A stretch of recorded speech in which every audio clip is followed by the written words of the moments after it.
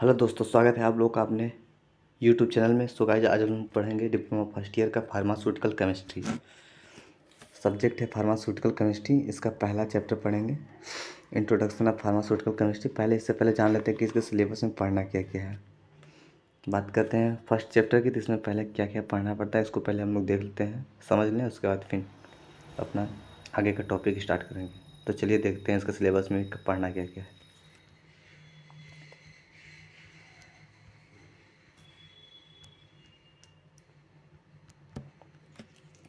ये सिलेबस है। सिलेबस इसमें चैप्टर फर्स्ट है। चैप्टर फर्स्ट में क्या पढ़ना है? Introduction to pharmaceutical chemistry, scope and objective. Pharmaceutical chemistry का स्कोप पढ़ना है, सॉरी इंट्रोडक्शन पढ़ना है, स्कोप पढ़ना है एंड ऑब्जेक्टिव पढ़ना है। और इसमें हम लोग को पढ़ना है क्या? Source and type of error. Source and type of error में क्या क्या पढ़ना है? एक्यूरेसी पढ़ना है, प्रिसिशन पढ़ना है, फिर सिग्निफिकेंट फिगर पढ़ना है। तो चलिए हम लोग टॉपिक को स्टार्ट करते हैं। इंट्रोडक्शन टू फार्मास्यूटिकल केमिस्ट्री से स्टार्ट करेंगे। चलिए स्टार्ट करते हैं।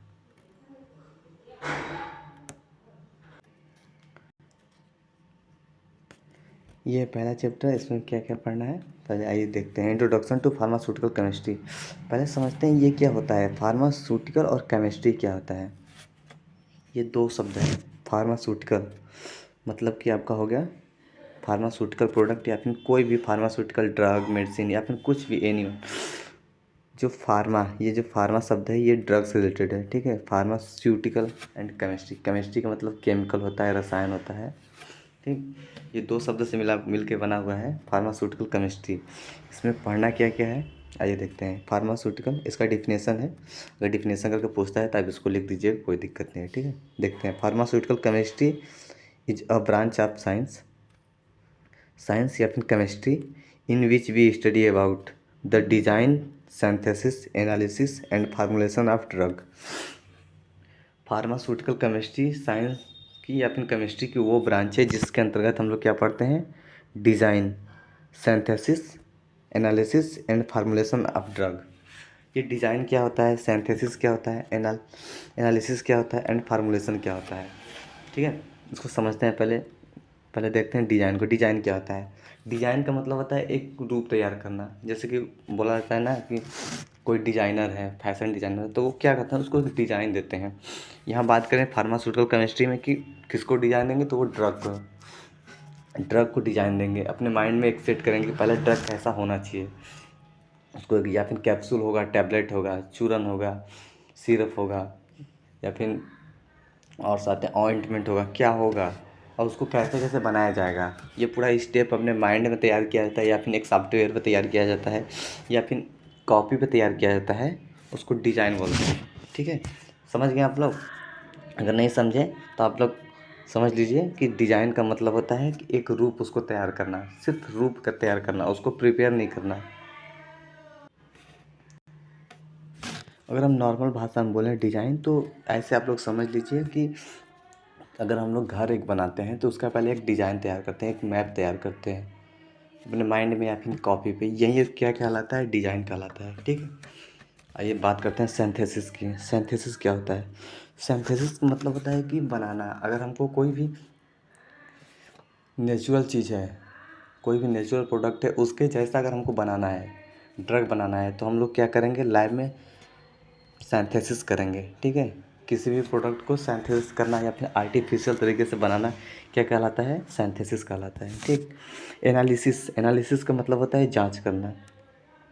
जो एनालिसिस शब्द है इसका मतलब होता है जांच करना कि उसमें क्या है, प्योरिटी है कि नहीं, वो प्योर है कि नहीं प्योर है, कि इम्प्योरिटी नहीं है, उसमें कोई एरर नहीं ना है। और कोई केमिकल मान लीजिए हम लोग सिंथेसिस कर रहे हैं, उसमें कोई प्रॉब्लम नहीं ना है, या फिर कोई उसमें कंटामिनेटेड इन्वायरमेंट या फिर माइक्रो ऑर्गेनिज्म नहीं ना है, नहीं तो वो नुकसान करेगा ना, वो टॉक्सिसिटी कॉज करेगा। इसलिए उसका एनालिसिस किया जाता है कि वो प्रॉपर बना है कि नहीं। एंड फार्मूलेशन मतलब कि उसका फार्मूला तैयार करना, वही डोजेस फार्म जो होता है, कैप्सूल तैयार करना या फिर टैबलेट तैयार करना या फिर सिरप या एलेक्सर, मतलब उसका फार्मूलेशन करना, यानी कि फार्मूलेशन ऑफ ड्रग, ठीक है। और आगे देखते हैं। Designing of drug means creating a special substance that can treat or manage a specific health problem. ठीक है, ये बोल रहा है ना, designing of drug means creating a special substance. Designing का मतलब होता है कि उसको क्रिएट करना, एक स्पेशल सब्सटेंस क्रिएट करना, ठीक है, and manage a specific health problem, और वो मैनेज करे किसको, स्पेसिफिक हेल्थ प्रॉब्लम को। अगर हमको कोई भी हेल्थ में हमारे प्रॉब्लम है तो उसको वो मैनेज करे या फिर ठीक करे, ठीक है। It is a planning phase, it is a planning phase मतलब उसको प्लान करते हैं, ये प्लानिंग फेज होता है। And synthesis of a drug is a practical process of making the designed drug is laboratory. Synthesis of a drug is a practical process. जो synthesis drug होता है ये क्या होता है, एक प्रैक्टिकल प्रोसेस होता है। जैसे ना कि किसी भी हम लोग प्रैक्टिकल करते हैं ना, तो प्रैक्टिकल किस लिए करते हैं, प्रैक्टिस या फिर प्रैक्टिकल करते हैं ताकि हमारा जो भी है प्रोसेस वो सही आए, ठीक है। प्रैक्टिस होता है क्योंकि अपने हाथ की भी सफाई हो जाए, क्योंकि किसी भी काम करने के लिए प्रैक्टिस की ज़रूरत होती है, इसीलिए प्रैक्टिकल कराया जाता है। Practical process of making the design drug is laboratory, मतलब प्रैक्टिकल कराया जाता है क्या करने के लिए, making the design drug in laboratory. Drug को बनाने के लिए लेबोरेटरी में मेकिंग किया जाता है, मतलब बनाया जाता है, ठीक। आगे देखते हैं, it also involve the chemical preparation of different molecules and their therapeutic effect. It also involve मतलब इसमें जुड़े होते हैं क्या, chemical preparation of different molecules. जो केमिकल प्रिपरेशन होता है उसमें डिफरेंट मॉलिक्यूल जो होते हैं वो होते हैं, एंड देयर थेरापेटिक इफेक्ट, और जो ये केमिकल होता है इसका थेरापेटिक इफेक्ट क्या होता है, ठीक है। It also involve in pharmacokinetics and pharmacodynamics. ये फार्माकोकाइनेटिक्स एंड फार्माकोडायनेमिक्स क्या होता है, इसको हम लोग समझ लेते हैं कि फार्माकोकाइनेटिक्स और फार्माकोडायनेमिक्स क्या होता है। ये जो शब्द है फार्माकोकाइनेटिक्स एंड फार्माकोडायनेमिक्स, होता क्या है पहले इसको समझ लेते हैं। ये आप लोग को सेकेंड ईयर में पढ़ना है, बहुत ही डीप से पढ़ना है, लेकिन यहाँ पर सिर्फ हम लोग समझ लेते हैं मोटी मोटा कि होता क्या है। Pharmacokinetics and pharmacodynamics. फार्माकोकाइनेटिक्स का मतलब होता है कि ड्रग, जो कोई भी ड्रग है अगर उसको हम अपने बॉडी में इंटेक करें या फिर उसको खा रहे हैं तो क्या क्या उसके साथ होगा, ठीक है। पहले तो होता है ADME होता है, ADME। AD का मतलब होता है एब्जॉर्प्शन होता है, एब्जॉर्प्शन, ठीक है। उसके बाद क्या होता है, डिस्ट्रीब्यूशन होता है, डिस्ट्रीब्यूशन। इन क्या होता है, थर्ड क्या होता है, मेटाबॉलिज्म होता है। इन चौथा है या फिर ई का मतलब होता है एक्सक्रिएशन, मतलब कि उसको बॉडी से बाहर करना। एब्जॉर्प्शन का मतलब क्या होता है कि अगर दवा को हम लोग खा रहे हैं तो जाएगा तो हमारे पहले स्टमच में वो एब्जॉर्ब होगा, मतलब डिजॉल्व हो जाएगा, डिजॉल्व होने के बाद एब्जॉर्ब होगा, उसके बाद वहाँ से डिस्ट्रीब्यूट होगा, यानी कि जो हमारे टारगेट रिसेप्टर है फिर जहाँ पे उस दवा को बाइंड होना है वहाँ पे जाएगा। उसके बाद फिर लीवर में या फिर किडनी में जाकर वो मेटाबोलाइज होगा, ठीक है, मेटाबोलाइज। उसके बाद फिर मेटाबोलाइज होने के बाद फिर वो एक्सट्रैक्ट हो जाएगा, बॉडी से बाहर हो जाएगा, तो इसको बोलते हैं। इसको अब डीप में पढ़ना है, सेकेंडरी में आइएगा आप लोग पढ़िएगा। फार्माकोकाइनेटिक्स मतलब आप लोग समझ गए कि जो भी ड्रग हम लोग खाते हैं उसका ब्रेक डाउन होना या फिर एब्जॉर्ब होना, मेटाबोलाइज होना एंड एक्सक्रिएट होना हमारे बॉडी से, यही क्या कहलाता है, फार्माकोकाइनेटिक्स। एंड फार्माकोडायनेमिक्स क्या होता है, फार्माकोडायनेमिक्स क्या होता है, ये होता है आपका, जैसे कोई भी दवा को हम लोग खाएं, अब उस दवा को पहले तो दवा के ऊपर नहीं, बॉडी के ऊपर दवा का क्या इफेक्ट पड़ रहा था, अब दवा के ऊपर बॉडी का क्या इफेक्ट पड़ेगा। फार्माकोडायनेमिक्स का मतलब होता है कि दवा के ऊपर बॉडी का क्या इफेक्ट पड़ेगा। जैसे मान लीजिए हम कोई दवा को खाएं और क्या पता बॉडी में वो डिजॉल्व ही नहीं हो रहा है और ना ही एब्जॉर्ब हो रहा है। अगर एब्जॉर्ब हो गया तो वो डिस्ट्रीब्यूट ही नहीं हो रहा है, मतलब वो बॉडी में अलग अलग पार्ट पे जा ही नहीं रहा है, या फिर उसका मेटाबोलाइज ही नहीं हो रहा है। अगर मेटाबोलाइज हो गया तो वो एक्सक्रेट ही नहीं हो रहा है। तो ये क्या होता है, ये कहलाता है आपका फार्माकोडायनेमिक्स। फार्माकोकाइनेटिक्स का मतलब कि जो ड्रग है वो हमारे बॉडी पे क्या इफेक्ट देगा, और फार्माकोडायनेमिक्स का मतलब होता है जो बॉडी है वो हमारे ड्रग पे क्या इफेक्ट देगा, ठीक है। दोनों में क्लियर, नो कन्फ्यूजन। अगर जो भी डाउट है तो एक बार और वीडियो को देख लीजिएगा, सब क्लियर हो जाएगा, और नहीं तो आप लोग को सेकेंड में तो बहुत अच्छे से पढ़ना ही है, ठीक है। अब देखते हैं ऑब्जेक्टिव। इसकी ऑब्जेक्टिव की बात करते हैं। ठीक है, pharmaceutical chemistry is thought to provide various type of knowledge, some of them are following. Pharmaceutical chemistry है, ये प्रोवाइड कराता है वेरियस टाइप ऑफ नॉलेज, मतलब कि बहुत सारे नॉलेज को प्रोवाइड कराता है। ठीक है, इसमें पहला है क्या, extraction, isolation, identification and purification. ये 4 शब्द हैं। आप लोग तो कॉग्निशन में इसको पढ़े ही होंगे, नहीं पढ़े हैं तो यहाँ पे हम समझा दे रहे हैं आप लोग को। एक्सट्रैक्शन क्या होता है, एक्सट्रैक्ट करना यानी कि अलग करना। जैसे मान लीजिए कोई प्लांट है, ठीक है, कोई प्लांट है, सॉरी ये तो ट्री बन गया, मतलब कोई प्लांट है, समझिए आप लोग समझने के लिए। इसमें से किसी भी केमिकल को हम लोग को बाहर करना है, ये क्या कहलाएगा, एक्सट्रैक्शन। ठीक है, मतलब को उससे प्लांट से केमिकल को एक्सट्रैक्ट करना है। जैसे कि मान लीजिए पॉपी प्लांट होता है ना, उससे क्या होता है, ओपियम जो होता है, ओपियम अफीम, उससे एक्सट्रैक्ट किया जाता है। ठीक है, तो ये क्या कहलाता है आपका, एक्सट्रैक्शन। ठीक है, और फिर आइसोलेशन क्या होता है, एक्सट्रैक्शन तो हो गया, फिर उसको आइसोलेट करना है। ये आइसोलेट का मतलब होता है सीधे कि आइसोलेट करना यानी कि उसको अलग करना। जैसे कि हम प्लांट से किसी भी केमिकल को एक्सट्रैक्ट किए तो क्या पता उसके साथ साथ 2-3 केमिकल और आ गए हैं।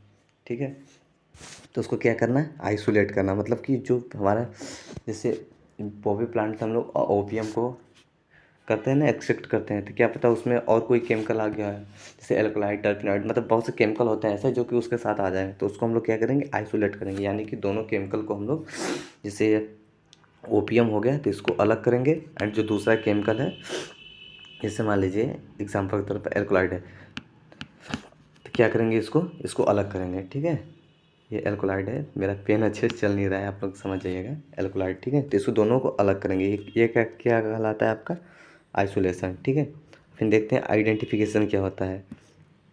आइडेंटिफिकेशन मतलब कि पहचानना। जब हम एक्सट्रैक्ट कर देंगे, आइसोलेट कर लेंगे, तो उसको पहचानेंगे कि ये मेरा वही केमिकल है जिसको हम एक्सट्रैक्ट करना चाहते थे या फिर आइसोलेट करना चाहते थे।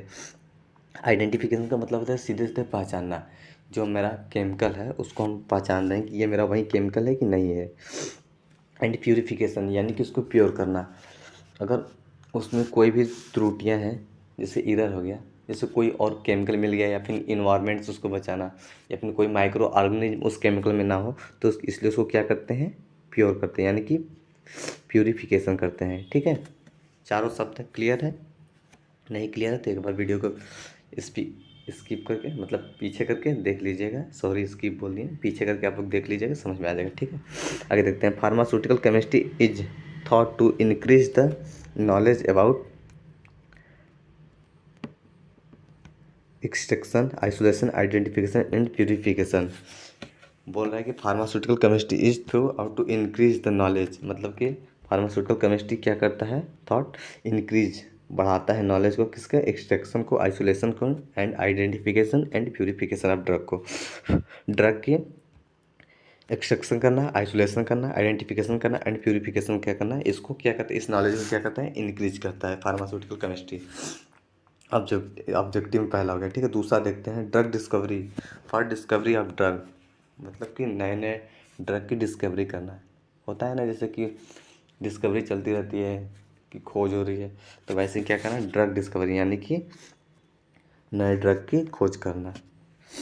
और उसके बाद थर्ड देखते हैं, drug formulation, to prepare the student for the drug formulation. Drug का फार्मूलेशन करना यानी कि to prepare the student for the drug, मतलब स्टूडेंट क्या करते हैं, ड्रग को फार्मूलेशन करते हैं, यानी कि ड्रग को बनाना क्या कहलाता है, ड्रग फार्मूलेशन कहलाता है। ठीक, चौथा handling and chemical and glassware. ठीक, to increase the knowledge of proper handling of chemicals and glassware.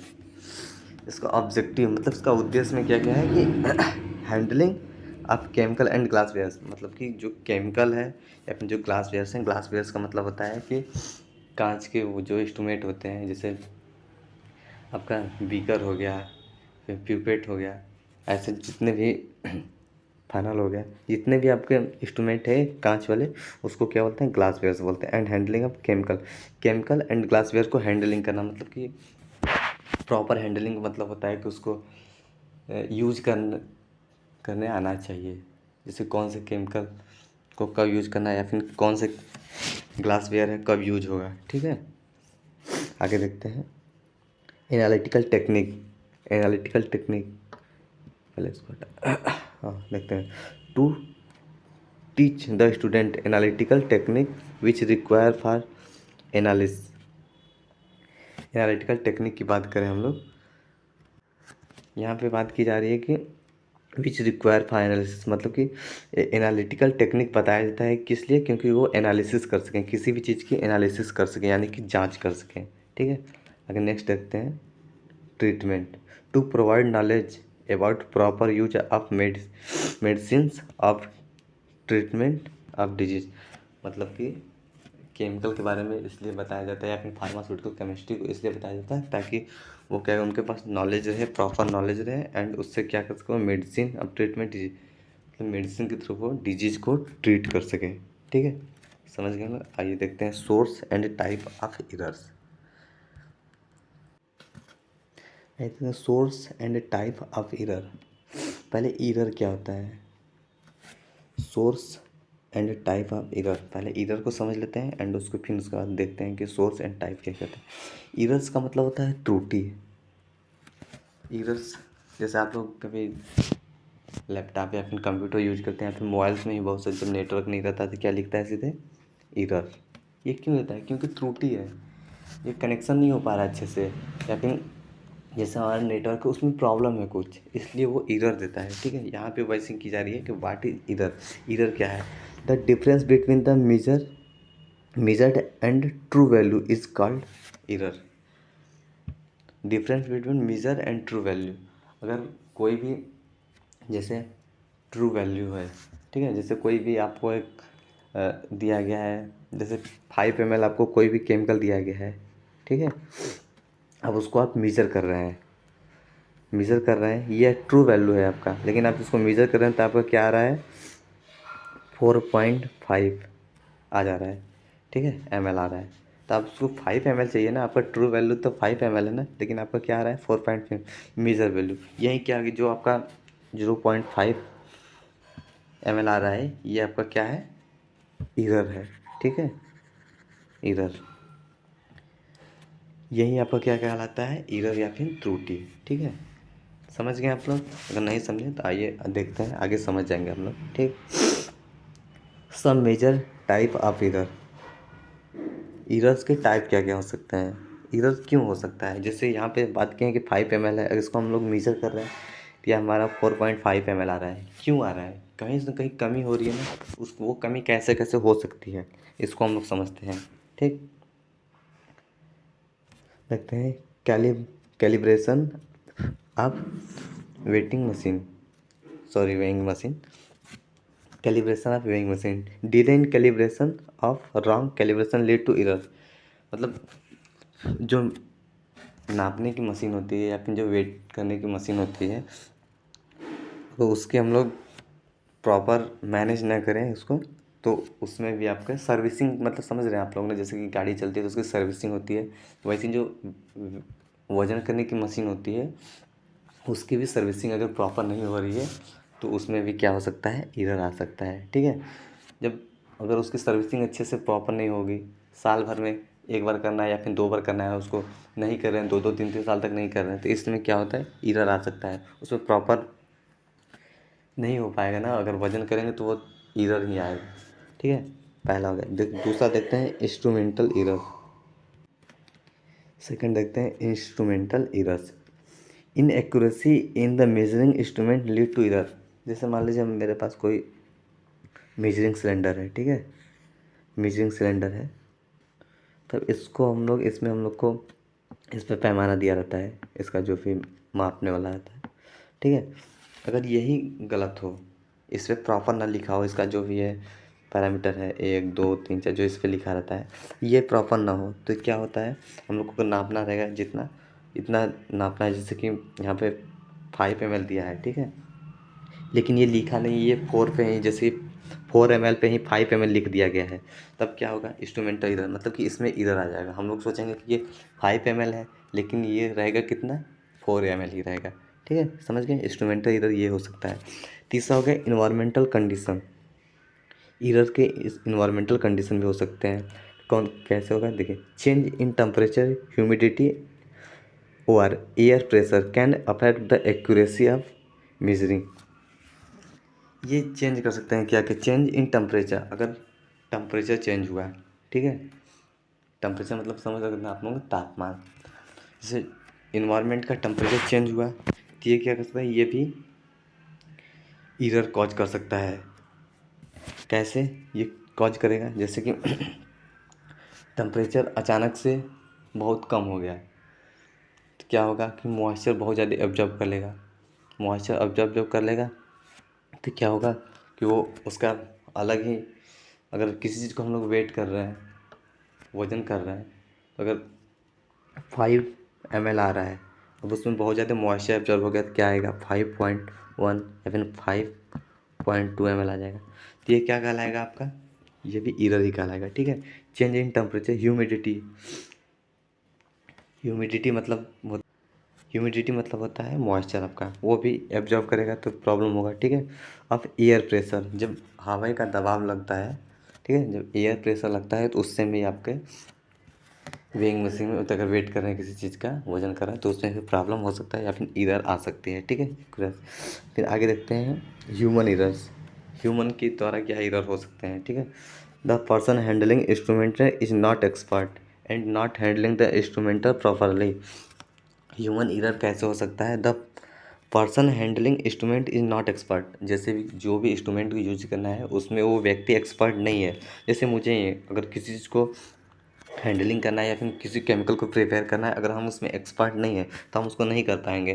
क्या पता, हम जैसे कि कोई मेजरिंग सिलेंडर है, इसमें हमको लेना है 10 ml तक लेना है, कोई भी केमिकल को हम ले रहे हैं, हम एक्सपर्ट नहीं, हम नहीं किए हैं कभी, तो ये हमका 8 ml या फिर 9 ml या फिर 11 ml कभी कभी ले रहे हैं किसी भी केमिकल को, ये तो मान लो ज़्यादा होगी। जैसे किसी को 5 ml लेना है तो इसमें 4 ml ले रहा है, या फिर 6 ml हो जा रहा है, या फिर 5.5 ml हो जा रहा है, ये भी क्या है, एक तरह से एरर ही है। ठीक, समझ गए, ये ह्यूमन एरर्स में आएगा।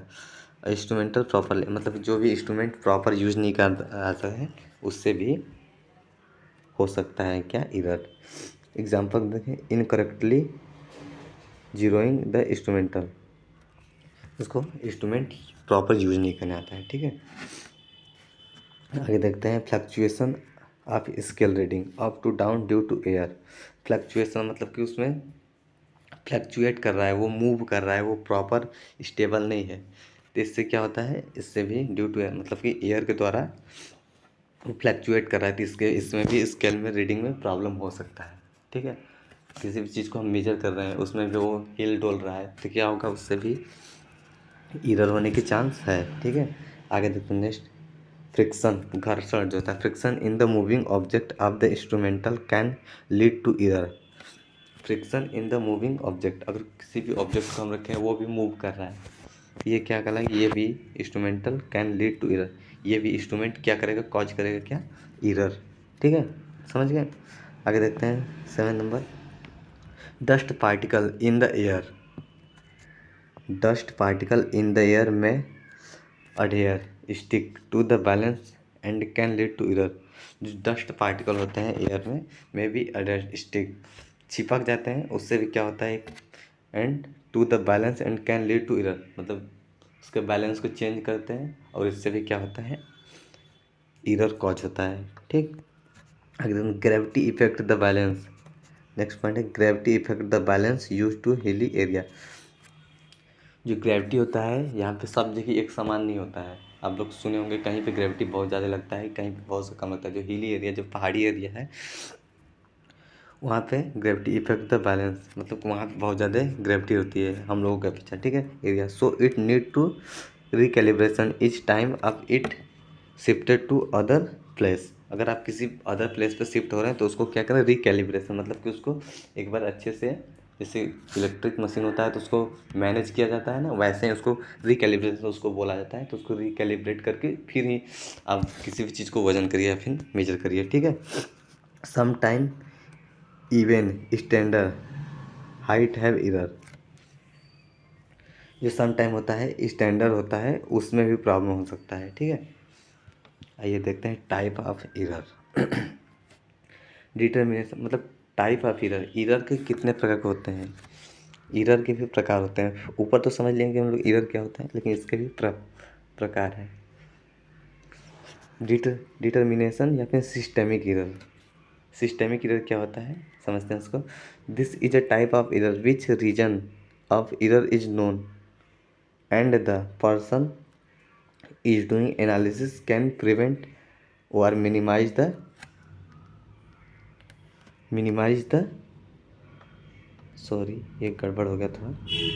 Minimise the severity of error मतलब क्या होता है कि जो ये सिस्टेमिक एरर होता है इसमें पता होता है कि क्या प्रॉब्लम है। Reason of error is known. जो ये एरर होता है इसमें रीजन पता होता है। सॉरी मौसम चेंज होने की वजह से थोड़ा जुकाम हो गया है, इसलिए बोलने में थोड़ा प्रॉब्लम हो रहा है, आप लोग मैनेज कर लीजिए। मुझे ये वीडियो इसलिए बनाना पड़ा कि कुछ भाई लोग का कमेंट आया था कि सर फार्मास्यूटिकल केमिस्ट्री भी पढ़ाई, तो इसलिए हम बना रहे हैं। थोड़ा मेरा हेल्थ डाउन है लेकिन फिर भी वीडियो बना रहे हैं, ठीक है। इसमें क्या होता है सिस्टेमिक एरर में क्या होता है कि जैसे हम लोग कोई भी त्रुटि हो रही है तो वो पता होता है, उसको हम लोग ठीक कर सकते हैं, उसको मिनिमाइज कर सकते हैं। Doing analysis can prevent minimize the severity of error मतलब कि उसको हम लोग मिनिमाइज कर सकते हैं एनालिसिस के थ्रू। अगर हम लोग हमको पता है कि किस रीजन से एरर हुआ है तो उसको हम लोग क्या करते हैं एनालिसिस करके उसको मिनिमाइज करते हैं या फिर उसको कम कर सकते हैं, ठीक है। और उसके बाद देखते हैं it is of two type. जो जो सिस्टेमिक है या फिर डिटर्मिनेशन एरर है ये क्या होते हैं, ये दो प्रकार के होते हैं, ठीक। पहला देखते हैं पर्सनल एरर। पहला इसमें पर्सनल है। This type of error occurs due to carelessness of analyst, example mistake in weighing the substance। क्या होता है केयरलेसनेस मतलब कि आप अच्छे से उसका केयर नहीं कर रहे हैं। पर्सनल एरर डिटर्मिनेशन या फिर सिस्टेमिक एरर दो प्रकार के होते हैं, जिसमें पहला होता है पर्सनल एरर। पर्सनल एरर में क्या होता है केयरलेसनेस मतलब कि आप देख रहे हैं किसी जैसे कि वेट कर रहे हैं किसी वजन को, देख रहे हैं कि अरे यार उसमें जैसे हमको 5 ml या फिर 10 ml लेना है, सॉरी ग्राम लेना है, जैसे 2 ग्राम लेना है तो आप देख रहे हैं 2.2 ग्राम है या फिर 2.5 ग्राम है या फिर 3 ग्राम है, फिर बोल रहे छोड़ो यार ले लो कोई दिक्कत नहीं है। तो ये क्या है केयरलेसनेस मतलब कि हम जान रहे हैं उस चीज़ को लेकिन फिर भी बोल रहे हैं कि चलो वेट करके डाल दो। तो ये क्या कहलाता है आपका पर्सनल एरर, ठीक है। सेकंड इसका देखते हैं instrumental error. This type of error occurs due to error in instrument, example measuring value are not maintained correctly in measuring cylinder. अब देखिए वो पहला जो था वो वेइंग मतलब कि वेट करने के हिसाब से था कि हम वेट किसी चीज़ को कर रहे हैं एक्स्ट्रा मटेरियल फिर भी बोल रहे हैं कि डाल दो कोई दिक्कत नहीं है। तो ये क्या होता है एरर आता है। फिर इंस्ट्रूमेंटल एरर, इंस्ट्रूमेंटल एरर में क्या होता है कि this type of error occur due to error in instrument, instrument के द्वारा एरर होता है। जो भी हमारा ऑब्जेक्ट है जैसे कि मेजरिंग सिलेंडर हो गया या फिर प्यूपेट हो गया तो उसके द्वारा जो भी एरर होता है मेजर, जैसे कि किसी भी वैल्यू को हम लोग मेजर कर रहे हैं, ठीक। ये मेरा हो गया मेजरिंग सिलेंडर हो गया, इसमें पूरा पैमाना दिया रहता है तो हम लोग इसको मेजर कर रहे हैं। देख रहे हैं हम लोग को जैसे कि 5 ml लेना है, यहाँ पे 5 ml हो गया, सॉरी 5 ml ये हो गया, हम लोग को 5 ml लेना है लेकिन 6 ml ले लिए या फिर 7 ml ले लिए या फिर 4 ml ही ले लिए, बोले चलो डाल दो कोई दिक्कत नहीं है। तो क्या होगा इससे भी हमारा इंस्ट्रूमेंटल एरर आ सकता है, ठीक। ये आपका सिस्टेमिक में आएगा, ठीक है। अब देखते हैं दूसरा इनडिटर्मिनेशन या फिर रैंडम एरर। पहला था सिस्टेमिक, यहाँ पे देख सकते हैं पहला था सिस्टेमिक या फिर डिटर्मिनेशन एरर और दूसरा है इनडिटर्मिनेशन या फिर रैंडम एरर। ये क्या होता है this type of error occur due to unknown reason. जो रैंडम एरर होता है इसका रीजन जो होता है अननोन होता है, वो उसका रीजन हमको नहीं पता होता है, due to unknown reason so it is not unpredictable and it is very difficult to identify this type of error. मतलब ये पहले से हमको नहीं पता होता है। उसमें तो क्या था, पर्सनल जो ये सिस्टमिक था उसमें तो पता होता है कि यार डाल दिए उतना 5 ml लग, हम लोग 6 ml या फिर 7 ml डालते हैं तो वो पता होता है। लेकिन क्या होता है रैंडम में, मतलब कि वो अचानक से हो जाता है, सडनली हो जाता है। जैसे हम लोग एक किसी भी केमिकल को मेजर कर रहे हैं, क्या पता चला बहुत तेज डीजे बज गया, या फिर कोई आके हल्ला करने लगा, या फिर कोई भी जैसे कि अर्थक्वेक भूकंप आ गया, तो उससे क्या होगा कि अचानक से हो गया। अब हमें तो पता नहीं था ना कि पहले ऐसा होने वाला था, लेकिन वो हो गया। तो उसको क्या होता है, very difficult to identify this type of error. वो बहुत डिफ़िकल्ट होता है इसको आइडेंटिफिकेशन करना है, इस प्रकार की एरर को। अब एग्जांपल के तौर पर देखते हैं क्या हो सकता है। फ्लक्चुएशन इन इन्वायरमेंटल कंडीशन, वही हो गया ना, इन्वायरमेंटल कंडीशन में अचानक से बदलाव हो जाए, फिर फ्लक्चुएशन हो जाए, तो उससे भी क्या हो सकता है, ये एरर रैंडम एरर हो सकता है। ठीक है। थर्ड देखते हैं ग्रॉस एरर। अब ग्रॉस एरर क्या होता है, जो सिस्टेमिक होता है और रैंडम दोनों अगर एरर को अगर आपस में मिलाते हैं, दोनों एरर को अगर आपस में मिला के देखें तो ये आपका क्या कहलाता है, ग्रॉस एरर। ठीक है। In this type of error systemic and random error, मतलब जो सिस्टेमिक एंड रैंडम एरर को दोनों एक साथ अगर हों तो ये आपका क्या कहलाता है, ग्रॉस एरर। जैसे कि हम लोग किसी भी चीज़ को मेजर कर रहे हैं, उसमें आप जानबूझ के डाल दिए हैं कि चलो यार 5 ml था 6 में डाल दिए हैं, और उसके अलावा भी अननोन तरीके से, जो ये रैंडम एरर है, अननोन तरीके से भी कोई दूसरा एक केमिकल उसमें पड़ गया है, तो ये दोनों एरर हो गए ना, तो ये क्या कहलाता है आपका सिस्टेमिक, सॉरी क्रॉस एरर कहलाता है। ठीक है। Occurs together this combination of systemic and random error is called gross error. ये दोनों एक साथ आते हैं तो इसको क्या कहलाता है, ग्रॉस एरर कहलाता है। It occurs due to big mistake during analysis process, it can be identification easily, it is called available also.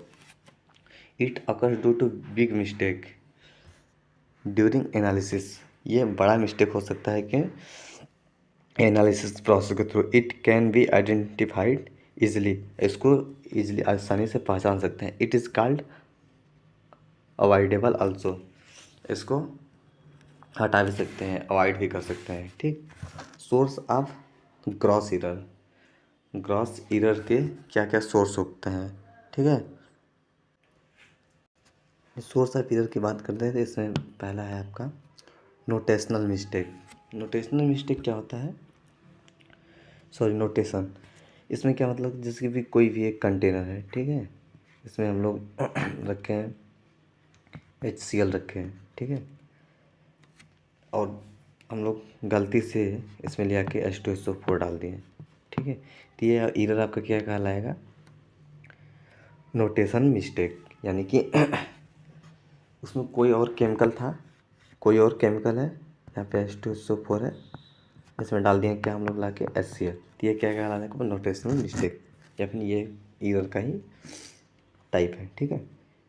Calculation error, calculation जिसको नहीं आ रहा है उससे भी एरर ये हो सकता है। कैलकुलेशन का मतलब होता है क्या, कि वही कैलकुलेट करना, निकालना।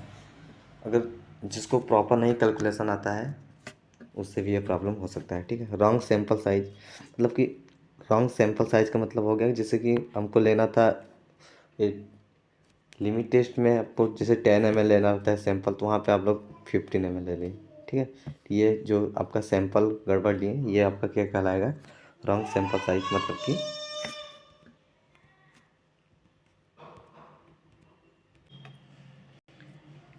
रॉन्ग सैंपल साइज आप लोग समझ गए। फिर misunderstanding in the operating of instrument, जैसे किसी भी इंस्ट्रूमेंट को हम लोग को ऑपरेट करने नहीं आ रहा है, तो इससे भी क्या हो सकता है, एरर आ सकता है। ठीक है।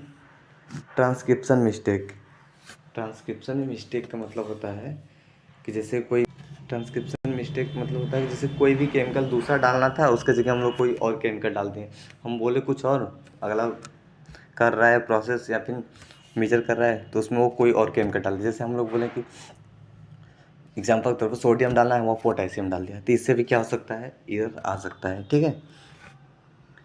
अब जब वीडियो ज़्यादा लंबा हो गया, इसलिए हम लोग नेक्स्ट वीडियो में एक्यूरेसी एंड प्रिसिशन पढ़ेंगे। ठीक है। अगर वीडियो आप लोग को पसंद आया तो वीडियो को लाइक कर दीजिएगा, चैनल पर नया है तो सब्सक्राइब कर लीजिएगा। ऐसे ही आपको मज़ेदार वीडियो मिलते रहेंगे। फिर मिलते हैं नेक्स्ट वीडियो में, तब तक के लिए बाय बाय।